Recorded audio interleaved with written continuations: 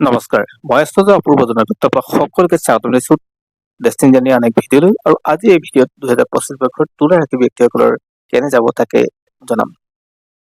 এই বছৰটো তেওঁলোকৰ চাকৰি, ব্যৱসায়, শিক্ষা, স্বাস্থ্য, বিবাহ, টকা পইচা, সন্তান এই সকলো বিষয়ে আপোনালোকৰ সন্মুখত আলোচনা কৰিম। আৰু যদি আপুনি তুলা ৰাশিৰ ব্যক্তি হয় তেনেহ'লে আপুনি কমেণ্ট কৰিব, আৰু সমান্তৰালকৈ আপোনাৰ ঘৰত হওক, আপোনাৰ বন্ধুবৰ্গ যদি কোনোবা তুলা ৰাশিৰ ব্যক্তি হয় তেওঁলোকলৈ শ্বেয়াৰ কৰিবলৈ নাপাহৰিব, আৰু এই ভিডিঅ'টোৱে লাইক এটা কৰিব। আৰু বন্ধুসকল, 2025 বৰ্ষৰ নতুন বছৰটোৱে আপোনালোকৰ সকলো মনোকামনা পূৰণ কৰক, সেয়া আশা ৰাখিলো, আৰু ভগৱানৰ শ্ৰীচন্তত আপোনাৰ হৈ আশীৰ্বাদ বিচাৰিলো। আৰু বন্ধুসকল, আপোনালোকে আমাৰ এই ভিডিঅ' যদি ফেচবুকত চাইছে পেজটো ফ'ল' কৰিব, আৰু ইউটিউবত যদি চাইছে তেনেহ'লে চেনেলটো ছাবস্ক্ৰাইব কৰিবলৈ নাপাহৰিব। আৰু এতিয়া আহিছো তুলা ৰাশিৰ ব্যক্তিসকলৰ বিষয়ে জনাবলৈ। সাধাৰণতে 2025 মে' মাহৰ আগলৈকে বৃহস্পতি অষ্টমত থাকিব আৰু শনি থাকিব পঞ্চমত। আৰু শনি 2025 29 মাৰ্চত শনি ষষ্ঠ হাউচত যাব আৰু বৃহস্পতি যাব ভাগ্যস্থানত।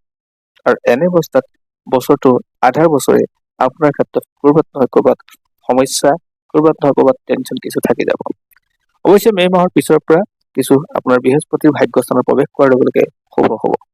আৰু এতিয়া আহিছো আপোনাৰ চাকৰিৰ বিষয়ে কেনেকুৱা হ'ব। বছৰটো আপুনি যদি চাকৰি, ব্যৱসায় বা যিয়ে কৰি আছে তাৰ ক্ষেত্ৰত আপোনাৰ প্ৰগতি লাভ কৰিব বছৰটো। অৰ্থাৎ আপুনি কৰি থকা কামটো উন্নত হ'ব বা কৰি থকা কামটোত আপোনাৰ প্ৰগ্ৰেছ হ'ব। অৰ্থাৎ আপুনি ওপৰ মহলৰ পৰা আপুনি সদায় স্বীকৃতি পোৱাৰ যোগ থাকে।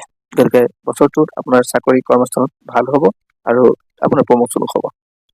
সমান্তৰালকৈ যিসকলে চাকৰি বিচাৰি আছে তেওঁলোকৰ ক্ষেত্ৰতো চাকৰি পোৱাৰ যোগ মুকলি হয়।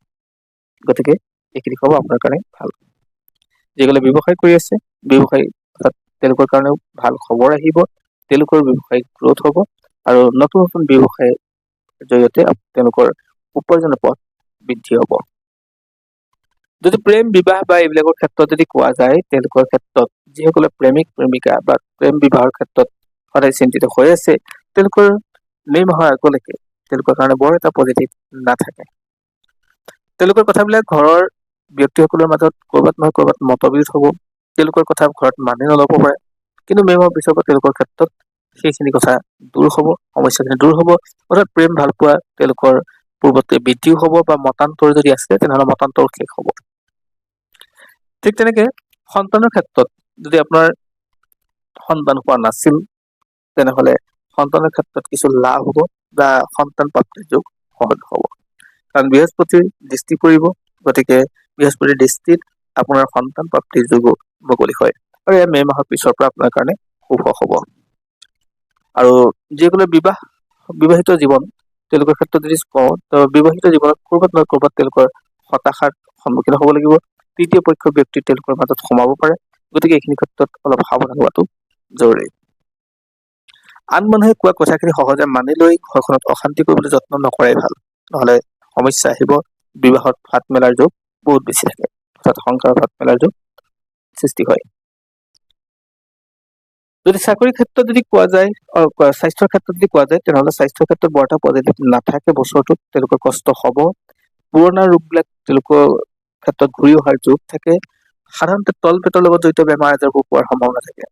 তলপেটৰ লগত বিশেষকৈ গ'ল্ড ব্লাডাৰ, কিডনী ষ্ট'ন বা তেনেকুৱা ধৰণৰ সৰু সুৰা এইবিলাক বেমাৰ তেওঁলোকৰ ক্ষেত্ৰত অলপ সমস্যাত পেলাব। কিন্তু গতিকে অলপ সাৱধান হ'ব।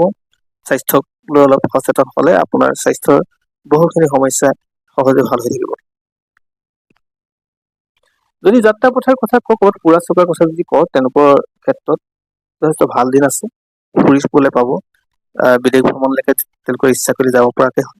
আৰু যিসকলে ঘৰৰ পৰা কৰ্মস্থান বা অহা যোৱা কৰিছে তেওঁলোকৰ ক্ষেত্ৰতো কোনো বাধা বিঘিনি নাই। তেওঁলোকৰ সমস্যাবিলাক বা যাত্ৰা পথত যি বাধা থাকে সেই বাধা তেওঁলোকৰ ক্ষেত্ৰত এবছৰ নাথাকে।